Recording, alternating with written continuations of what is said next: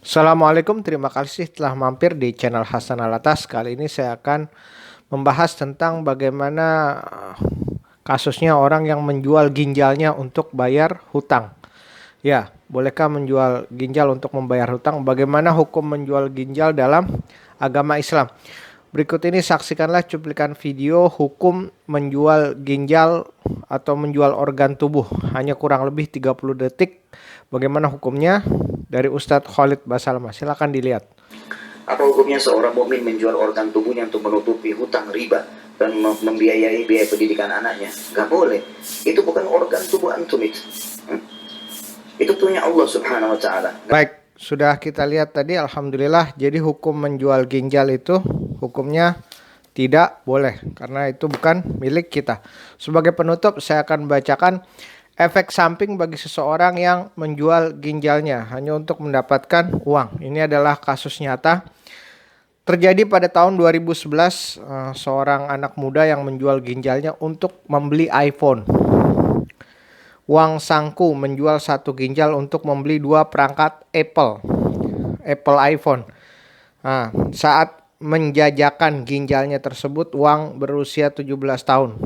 Anak muda berusia ini menjalankan operasi, kemudian anak muda ini menjalani operasi ilegal di provinsi Hunan, di mana ginjal kanannya diangkat, kemudian di pasar gelap dihargai 3.273 US dollar. Nah, kemudian dia membeli iPhone 4 dan iPad 2 dengan uang itu. Nah, Pak, setelah itu apa yang terjadi pada anak muda tersebut? Dia sakit. Dia harus terbaring di tempat tidurnya karena harus cuci darah. Setelah bertahun-tahun kini kondisinya semakin memburuk ya. Jadi karena defisiensi ginjal dan kemungkinan besar harus terbaring di tempat tidur seumur hidup. Ya. Dan dia menjadi lebih buruk, dia tidak bisa meninggalkan tempat tidurnya. Dia juga membutuhkan cuci darah untuk membersihkan darah dari racun. Nah, itu dia efek menjual ginjal untuk demi uang, untuk uang. Ini saya berikan apa yang bisa terjadi jika efek sampingnya kita menjual ginjal. Jika hanya memiliki satu ginjal saja, maka organ tersebut harus bekerja lebih keras.